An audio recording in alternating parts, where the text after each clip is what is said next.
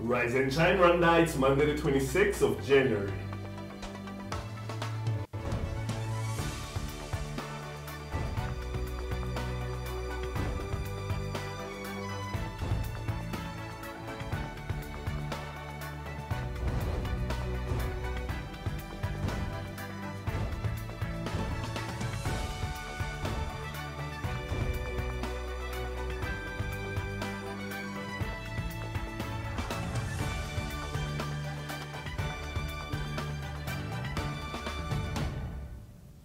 Coming up on today's Rise and Shine Rwanda. We sit down with the funniest man in the business to find out what makes him tick. Arnold talks with the ballers of the hour ahead of the much-anticipated basketball championship tournament.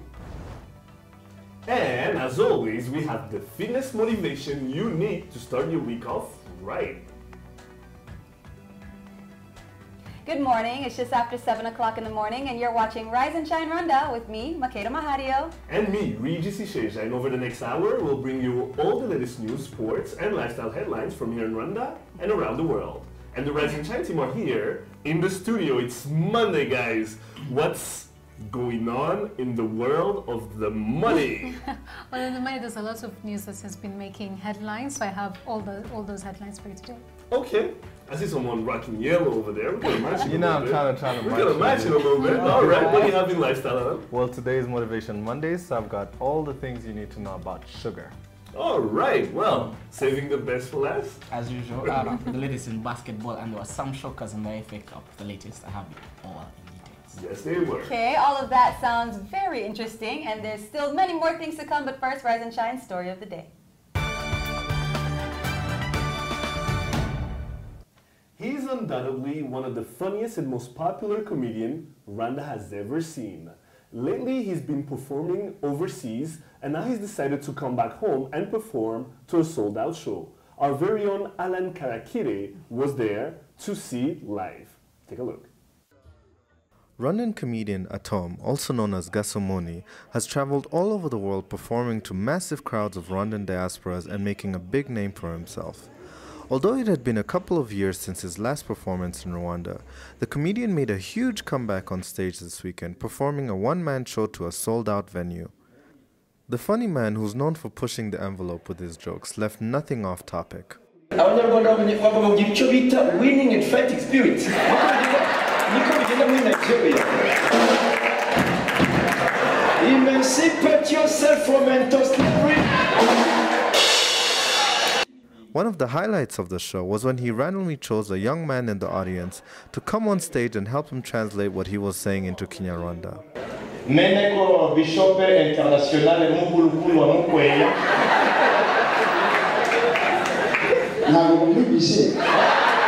Siku za Mobutu, il y a eu chômage pendant 45 ans. Chômage ya kumbuka hata se ni chômeur. Anazaliwa mshomaje, anazala mshomaje, anazala hata mtoto ya mjukuu, bote mshomaje.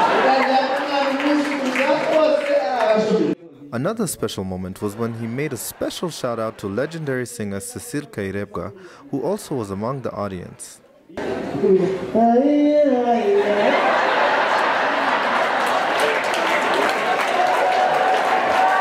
The 2-hour show ended with a standing ovation, with many of his fans overjoyed to see him back on stage.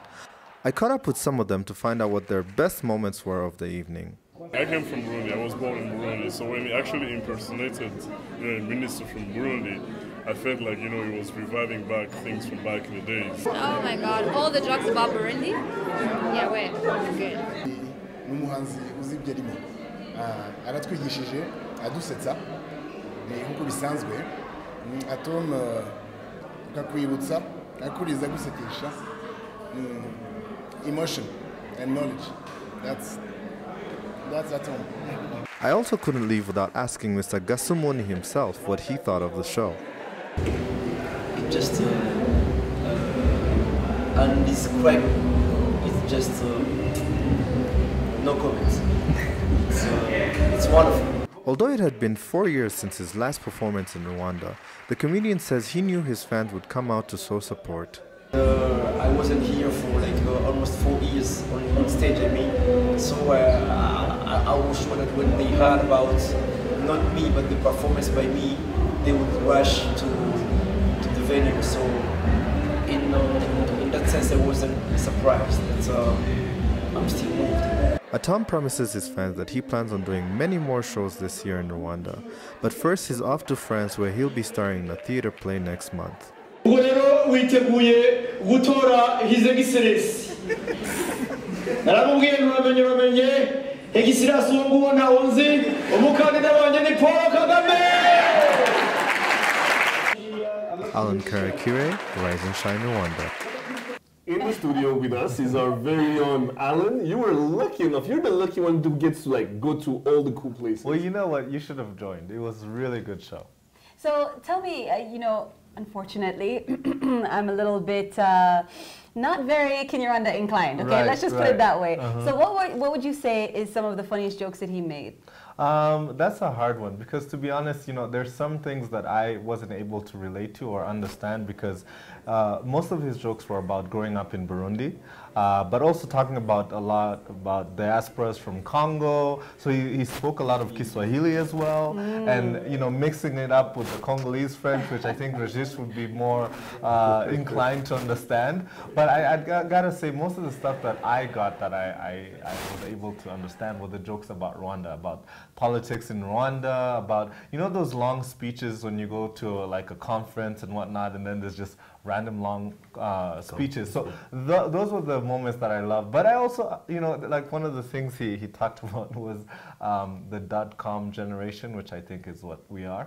And he talked about, you know, like Green Hills, for example, where like a young person, you know, you talk to them and, you know, they'll mention, oh, Joe, my uncle. Like, it was just hilarious. Basically saying that, you know, a lot of these kids are related to They all know the someone .coms who's- and yeah, Right, exactly. right. All right, and now, from the reaction you got from the crowd, like when you were looking at the crowd, the way they were reacting to the jokes and everything, did you see some random things like people crying of laughter? Like what did you see in the crowd that really made you laugh? No, I think what I loved about it was when he, because this I think was the highlight, was when he, like I mentioned, when he brought one of the audience members to the stage. Right.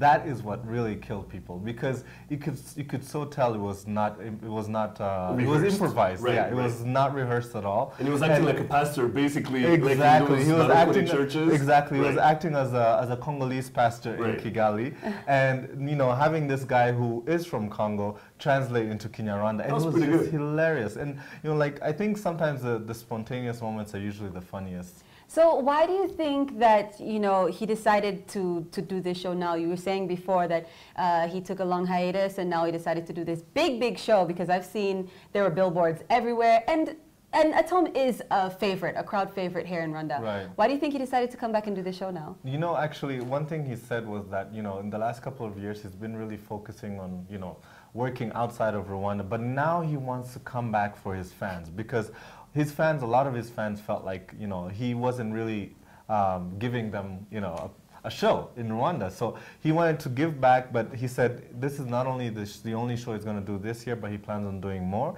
And he, you know, one of the things one of the journalists said was he's not very, he's not very interactive with the media. So he said that's one thing he's going to do. And he promised that he's going to be more in social media. So Facebook, Twitter, watch out for Atom. Now you were there live. I saw it on Twitter and some reaction on Facebook and what have you. The Cecile Kairega joke, when he's talking about how during the fight for freedom, they needed like songs to boost them up. But she was singing this very, you know, mellow and calm, and he's like, really? Those are the ones we needed when we were fighting? Right, exactly. So, I think it was so great because she was actually in the audience as well, and you could tell. I mean, you see she was laughing got a kick herself. out of it, right? You know, she got a kick out of it. And, you know, in fact, you know, one thing that surprised me was that the audience was really a wide range, from diverse, young people, right. very diverse, from young people to older people, celebrities, even an artist, Hirgwa, as you saw, was there as well. So everybody came out to support. So what do you think Atom's X Factor is? Because like you said, everyone loves him. When I first moved to Rwanda, this is the comedian that I actually heard about. And it's from older people to younger people, everyone. And comedy is, you know, coming up now a bit. We had comedy nights, and I know you've spoken to some of the comedians over there. But, you know, what do you think is that thing about Atom that catches everyone's attention? Everyone loves him. You know, if I had to describe with one word, he is nostalgic. Because a lot of people who see his performances say he reminds them of their childhood.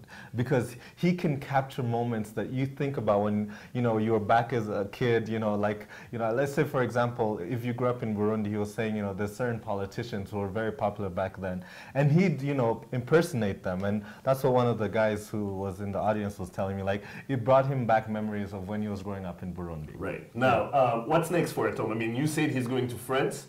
He has shows over there. He's got a performance. He's going to be starring in a play there, a theater play. But then as soon as he's done, by end of next month, he'll be back to do more shows in Kigali. Great job, Alan. That was a great video right there. Thank you. Great report. All right.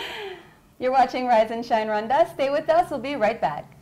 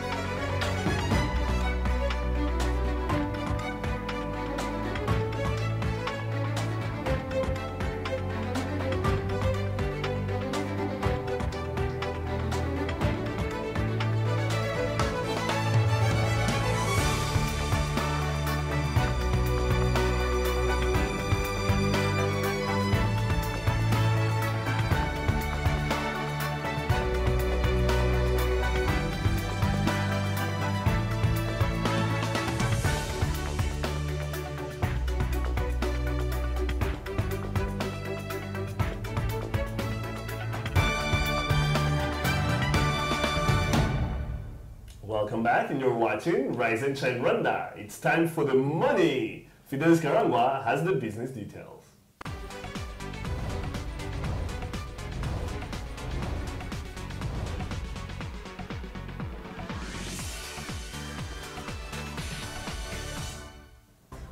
Business stories making headlines today. Reports showed that the East African capital markets were the best performers in sub-Saharan Africa during the year 2014. The Tanzanian browse was top on the list, showing a growth of 22.7%, followed by Uganda at 14.1% and Kenya at 13.3%. It also shows that there's a decline in Rwanda's performance, with the Rwanda Securities Exchange declining by over 4% over the reporting period. The worst performers in the local currency terms were Zimbabwe, where the market lost by 19.5%, and Nigeria, which lost over 16% of its value in the year. Rwanda's pension body is facing new credibility tests as it takes over the country's community-based medical insurance scheme. Following the government's decision to hand over management of its medical insurance scheme, Mutuelle de Santé, to the Rwanda Social Security Board, the body is now facing credibility tests as it tries to ensure proper management and sustainability of the scheme. And a report from the World Bank showed that several low-income countries, including those in East Africa, might graduate to middle-income status following the discovery of oil and gas in these areas. Although the region exports and are dominated by agricultural commodities, especially coffee and tea, it is expected this will change following the discovery of oil reserves in Uganda and Kenya, which have the potential of coming on stream at the end of the decade. Experts say that these deposits are enough to make the region oil independent and exporters of petroleum products, which will improve balance of trade and reduce cash revenues. All right, Fidelis, so tell us, what do you have coming up this week in the world of business? Well, you know, for Tech Tuesday, I always have some app. It's crazy how there's always someone who's developing new apps lately. Well, I have a new report on super young kids who have developed super cool apps that I'm going to tell you about on Tech Tuesday. And of course, I'm going to introduce something new for the people this week. I'm going to do a Meet the CEO story on, I can tell you. Okay. Oh, it's a surprise. I'm definitely looking forward to that. All right, well, you are up to date with today's business headlines. Sports news is coming up next with Arnold Quizera.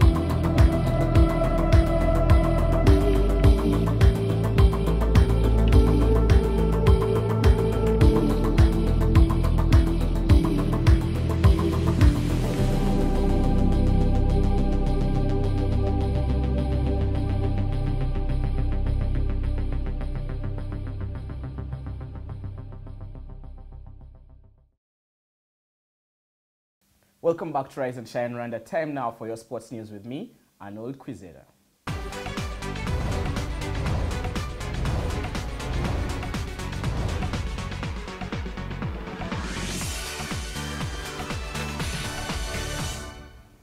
Philbert Rutajengo has been elected as the new Rwanda National Olympic and Sports Committee General Secretary. The 40-year-old Rutajengo, who has been the head of the Legal and Ethics Commission at the body, embarks on his new role with immediate effect, replacing Ahmed Habineza, who resigned last year. Rutajengo beat two other candidates to the post. With Roger Federer knocked out early on, there were no surprises in the fourth round as favorites Rafael Nadal, Andy Murray, Maria Sharapova, and Eugene Bouchard all strolled into the quarterfinals of the Australian Open. Spaniard Nadal needed 3 sets to overcome South African Kevin Anderson, winning 7-5, 6-1, 6-4 to move into the final 8 in the women's draw. Maria Sharapova and Eugene Bouchard are set for a fireworks clash as both comfortably came through their fourth-round draws. Bouchard dispelled Romanian Irina Camelia, winning 6-1, 5-7, 6-2, while Sharapova made short work of Shui Peng, winning 6-3, 6-love. The FA Cup showed its ugly head over the weekend as the 4th round took with its scalps of the so-called Premier League giants, with defeats for Chelsea and Manchester City, while Manchester United and Liverpool were held. United will have to face an Old Trafford replay as they were held by 4th-tier side Cambridge for a goalless draw, while Liverpool were also held to a 0-0 draw at Anfield by Championship side Bolton on a day when Emil Heskey received a standing ovation from the Anfield faithful. But the biggest shocks of the rounds were yet to come as both number 1 and 2 in the Premier League title race, Chelsea and Manchester City, were dumped out after going down 4-2 and 2-0 to Bradford and Middlesbrough, respectively. And finally, with the Zone 5 Continental Basketball Championship slated for next week, the men's team are in camp to prepare for the continental feats. I caught up with the team to find out how they are preparing for the tournament.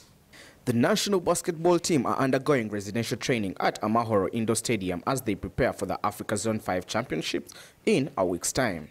The Esport-dominated team hopes to go a step better than last year's 5th place finish. So we are ready to go hard. The Zone 5 will be hard because Somali is coming hard. Uganda also because they will be playing at home. So that's the main force. But despite the ill preparations and uncertainty from the federation, players in camp are still optimistic about success at the continental showpiece. Yes, we are able as players, we are been preparing since we are doing tough training. I know very well that we take that place again in the championship during that tournament. At previous tournaments, despite Rwanda putting up spirited performances, the team has fallen short in the physicality aspect of the game, but coach Moses Mutokambali believes it's an aspect that they have worked on and he expects improvement in that area. Yeah, we try to work on our strength, but you know, we don't have more big man. We try also to improve our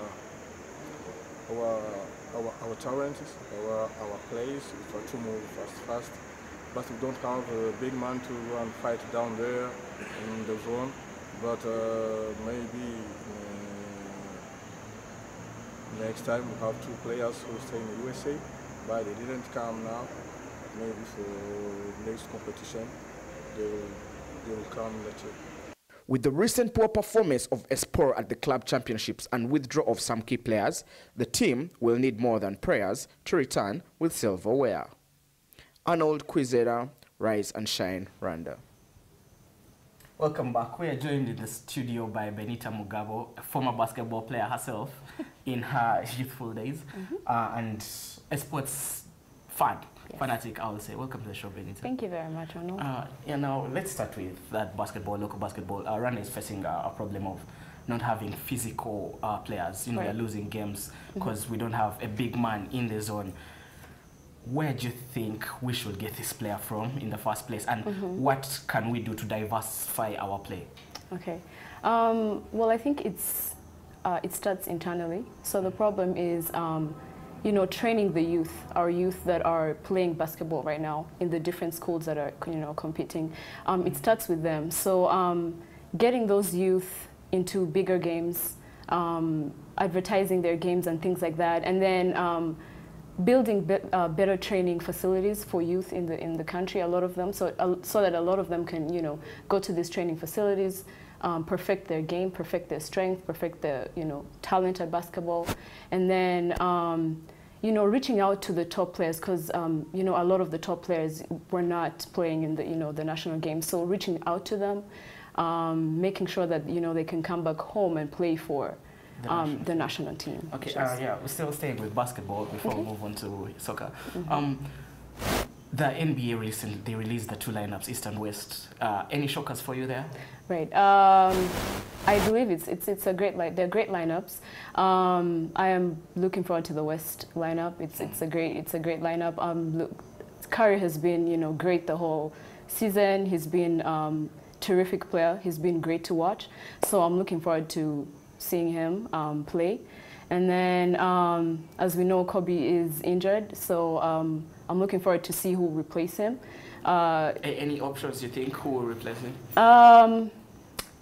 I'm looking for Harden to replace him. That's my best choice for him. Thompson had 37 over the weekend. He did have a big major this weekend. He did 37 points is a lot, and I feel like he's still bringing up himself. He's still trying to show himself, trying to put himself in the league, make a name for himself. So underrated? Well, he's new, he's new in the face of the NBA, in the league, and people are really, like, you see the way they keep bringing Kobe to the even if he hasn't played for a while, even if he has a couple of injuries. So people are, they're comfortable with what they're used to. So they keep wanting Klay. I believe they keep wanting Klay to keep proving himself. Putting more energy into his play, because he's been great this season. But a lot of people want to see that consistency because we want to see if he'll bring it back next season as well. Okay, now moving on quickly to football. The FA Cup, we had shockers over the weekend. Right. Manchester City, Manchester United, Liverpool, all the so-called giants, and there were no wins for any of them. Mm-hmm. Is Louis van Gaal getting it wrong with a 3-5-2 system at United? I believe with it's like the same as Van Gaal and as Mourinho as well. What I believe is the problem and why they didn't make it as good in the FA Cup is they underestimate the FA Cup and the competition. Just like the way Joe Hart estimated the competition the other day and was like, we don't really need that. Yeah. That's why they had to play Ospina in goal, and exactly. They were leading 2-0 at one point, and Chelsea come out to lose 4-2. Exactly. Yeah. So I feel like they just underestimate the competition because they feel like, we have a bigger competition, which is the Premier League, to worry about. So. Yeah. So you Arsenal are looking busy in the Premier League transfers already. They're trying to get a defender. What's Arsenal's problem this season? And do you think they will be in the top 4 at the end of the season? I hope so. I hope they will be. Yes, the main problem Arsenal is facing is the defense. And we need a big guy in the defense to push us through. And as we all know in the soccer Any world. names you think they should go out and purchase there? Matt Hummels? Probably, maybe. Yeah, that would be a good signing. Yeah, that would be a good signing. As well as who was I thinking of the season? But yeah, that Gabriela. Yeah, but the Matt will be a better option. Okay. But yeah, I believe that as in if we keep the main. Where we need to focus more is the defense. So so those both signings that you just suggested would be good ones. So thank you very much, Benita. An Arsenal fan telling you that defense has been their Achilles heel this season. Makeda and Regis will be right back with the latest news headlines after this break.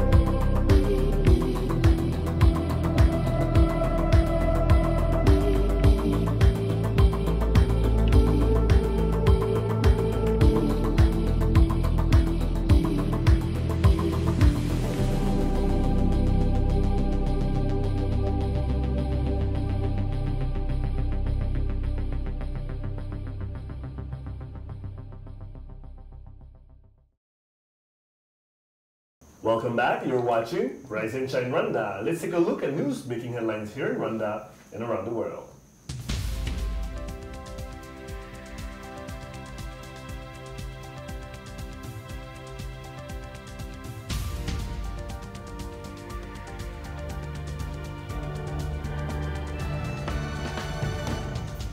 His Excellency President Paul Kagame said the world needs inclusive policies that seek the contribution of everybody, including women, in order to attain global gender parity. President Kagame made the statement while speaking on the last day of this year's World Economic Forum meeting in Davos, Switzerland. The president shared practical success stories from Rwanda, noting that inclusive politics and favorable policies have seen women join men to take center stage in the country's renaissance from the 1994 genocide against the Tutsi. In Rwanda, women hold an unprecedented 64% of seats in the parliament, one of the best ratios in the world. President Catherine Samba-Panza of the Central African Republic awarded medals and certificates to Rwanda Defense Forces peacekeepers who helped restore peace in the country since January 2014. President Samba told Rwandan peacekeepers that the medals were in recognition of their bravery, devotion, and professionalism demonstrated during the 12 months of preserving peace and security in the country. The Central African Republic had been torn apart by violence between Christians and Muslims. Civilians say they felt secure in the company of Rwandan peacekeepers after an increase of patrols in areas around the capital, Bangui. They also carried out umuganda in the area they were deployed.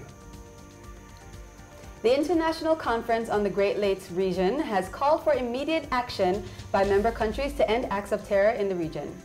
This was made during the organization's 5th ordinary session, which saw the 12-member deliberate on key security challenges facing the region.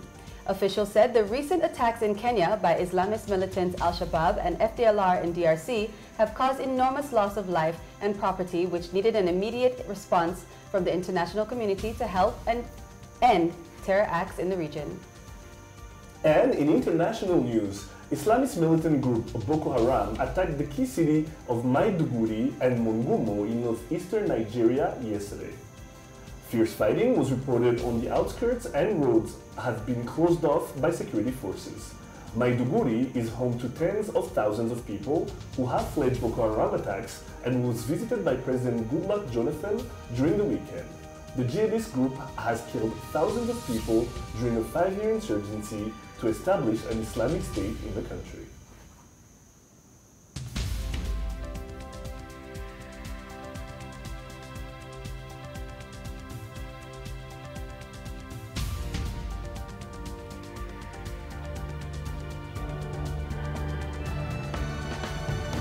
And time now for a review of the headlines. Michael Kiche joins us now to look through some of the front pages. I promise you I was going to get it right. Right. Didn't I? Before February. Yes. All right, let's get to it.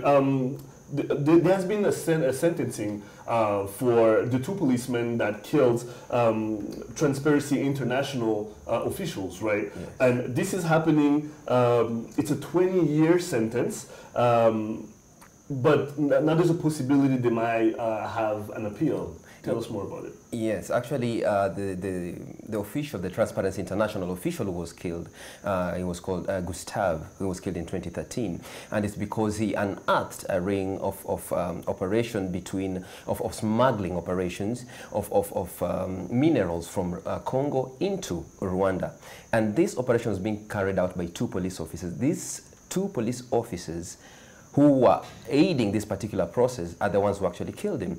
Now they were sentenced to 20 years of imprisonment. Yes, TI, Transparency International, is looking forward to appeal against that particular sentence because they feel that it should have been pushed to the maximum, whereas probably, I don't know if life imprisonment is what is going to work for them.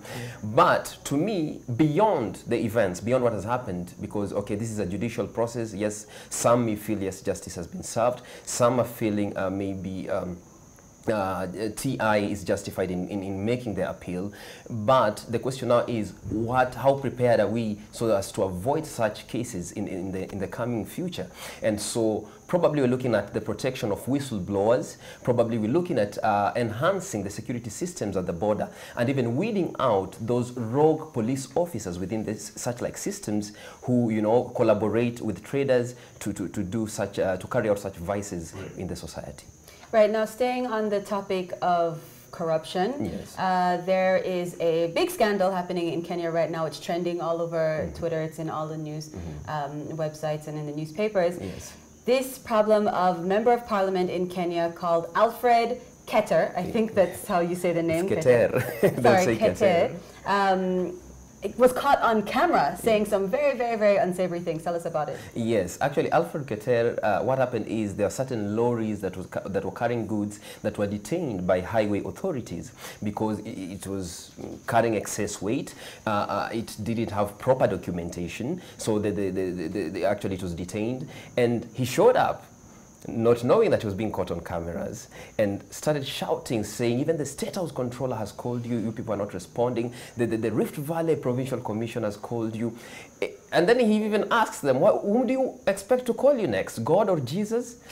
I mean, you know, one thing with Kenya, let me say this, that Kenyan leadership is so much accustomed to impunity. It's kind of a thing that Kenyans are, let me say it on a day-to-day basis. We are used to that, and we really don't know what's going to happen in this, because okay, the director of public prosecutions called Keriako Tobiko has already directed the Ethics and the Anti-Corruption Commission to launch investigations into the matter. Now, also the acting Inspector General has told the MP to appear, to go before the CID, right? But there's the tendency of the justice system making the public and the press getting wary by having long judicial processes. So over time, Kenyans will tend to forget about the matter, and that's how it's going to die away. So I don't expect a matter we're still far from forgetting is the Boko Haram problem in Nigeria. Right. It's been going on for a long time now. Now, interesting timing right now. They've attacked the city of Maiduguri, as well as the city of Mongumo this past weekend. But at the same time, you have John Kerry, the Secretary of State, the American Secretary of State, who's on official visit in Nigeria, and you have the presidential elections coming up next month. Tell us more about it. Well, again, that's quite an interesting mix of events that we see here. Of course, yes, we are now aware that they did attack Maiduguri, the capital of Borno State, and let me just take you back a little bit. During the Baga attacks, the government said, the Nigerian government claimed that it's only 150 people who were killed. The local officials said the numbers would have been up to 2,000, you know, in such high figures. Now, I don't know who's telling the truth, or rather, who's lying here, but somebody's playing a game here, okay? If the Nigerian government is playing politics with this, it's going to get nasty, because if they're playing politics with it, then what are the chances that we're not going to see even post-election violence, and Boko Haram taking advantage of that so that they would even capture a larger area in Nigeria, because they want to establish their own country, their own Islamic government, and their own system, Islamic State. So if the Nigerian government is not careful about how they're handling this particular issue, then it's going to spill out of control. Of course, it has already had the domino effect. We've seen it spill into Chad, Cameroon, you know, and that's something to worry about. If the African community itself cannot come up with solutions to this particular matter, then let us not wait for the international community to do something about it. Yes, John Kerry is in there, and he's also worried of the fact that there's likelihood to have Boko Haram taking advantage of situation if the post-election era period in February, there's no peace or there's no security within Nigeria. All right, Michael Kiche. Yes. He knows it all. All right, lots more still to come. Lifestyle is up next, and we take a look at what's hot right now in our daily debate section, Hot Topics. You're watching Rise and Shine Rwanda. We'll be right back.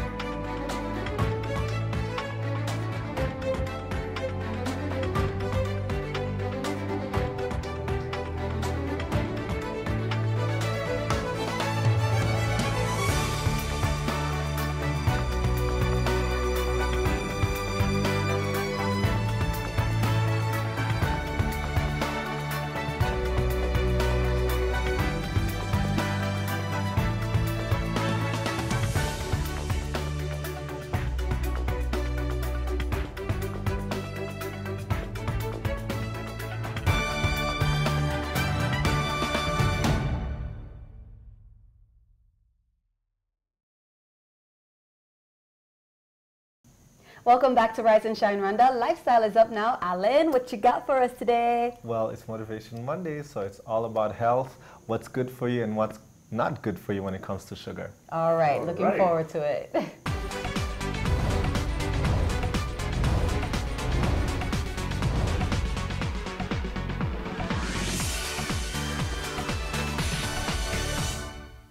In this week's Motivation Mondays, we learn about the pros and cons of sugar.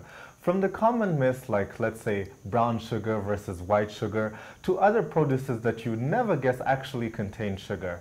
We find out more. Let's take a look. All right, welcome. It's another session of Motivation Mondays, and I'm with Janetta Craigwell-Graham, one of the founders of Waka Fitness. So, Janetta, what is the theme today? So, Alan, I really enjoyed your interview with Pearl, one of our members last week, and I know she mentioned talking about sugars and how important that was in reducing those in her transformation process. So I just wanted to explain and talk a little bit about sugar and your diet, you know, common myths, the dangers of having too much sugar. So, Alan, sugars are a form of carbohydrate, and I think we talked about that one other session in Motivation Mondays. There are many different types of sugars, as you rightly named.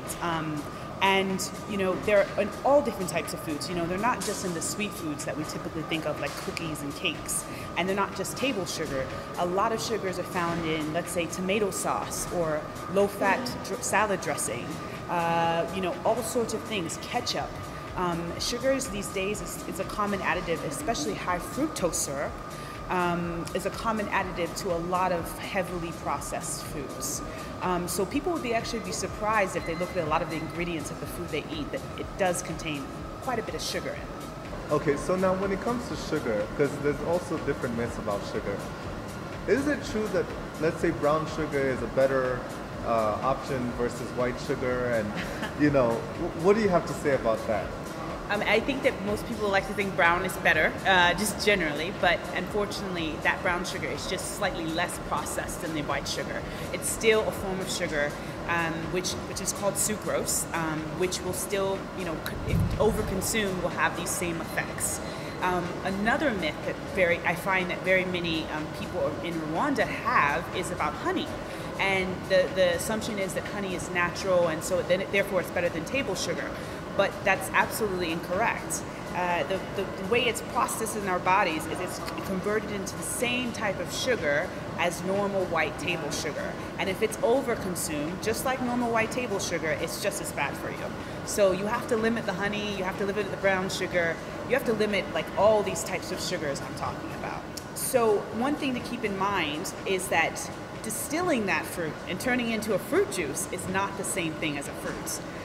It's always important, and actually when you turn it into the fruit juice, it's almost the same thing as a soda. It has roughly the same, you know, sugar contents and sugar quantities. Why is that? Because of the form of it's basically distilling the fructose. That's all that's left in that you've taken all the antioxidants and everything else regarding the packaging of the fruit out, and you've just distilled it down to a liquid form, which is mostly made of sugars. So I'm not saying completely cut it out, but there are simple ways with which we can, you know, get rid of excess quantities of sugars in our diets. Staying away from sodas, staying away from fruit juices, generally trying not to use processed foods, things in packages, boxes, bottles, bags. I think I talk about this excessively, but the more fresh it is, the more it came from the farm to the table, the better it's going to be for you. Because what the food industry does is that they add sugars to make it taste better. And that's in all sorts of things, like I mentioned, ketchup. Hi, Ali. How are you doing? Okay, today we're going to work with this, the TRX. Have you ever seen one of these before? Okay, we like to use it in Waka because we believe in functional fitness, and it's a great way to get away from the machines and from the heavy weights and do something different. So I'm going to show you 3 exercises today that will help you get more fit. All right, let's do the first one. These until you feel like you've reached the maximum. It's great, good job, good job. Now remember, keep your core nice and tight. The good thing about the TRX is that pretty much every exercise you do will work out your core. Nice and straight, and just go straight down.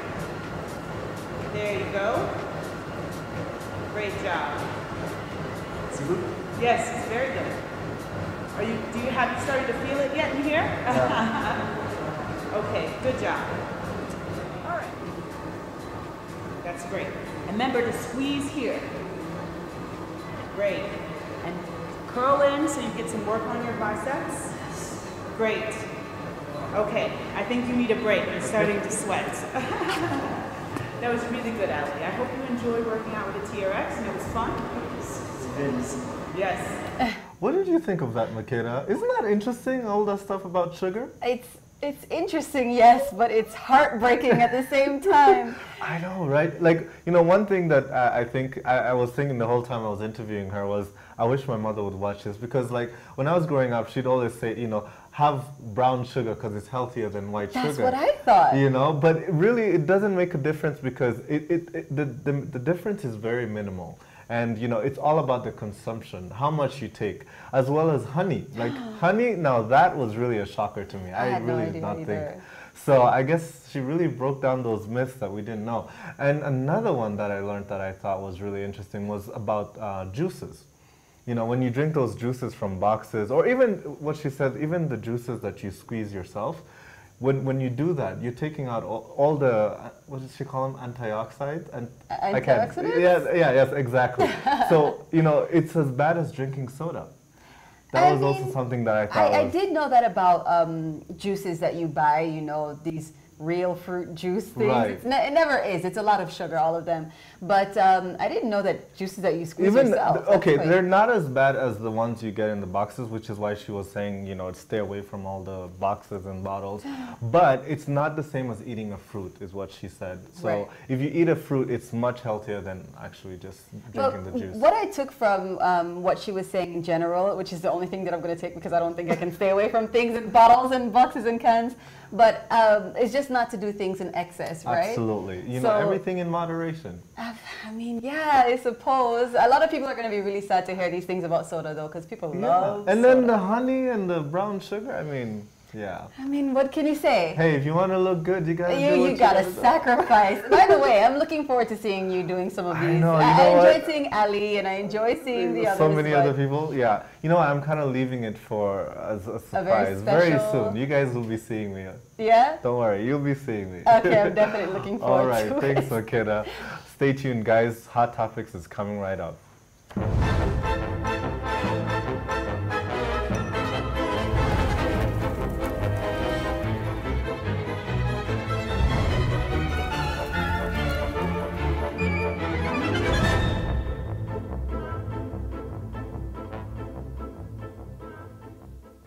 Welcome back. It's that Hot Topics time again. As always, you can join in on the debates through our social media, whether it's on Facebook or on Twitter. Let's get into our first hot topic of the week. All right, so as you guys know, or may not know, just this weekend, the World Economic Forum wrapped up, and Rwanda was actually one of the key, or should I say, was hailed as one of the great stories talked about, especially when it comes to gender equality. You know, certain people like the wife of Bill Gates, I forget her name. Melinda Gates was one of the people who talked about how, you know, if you compare,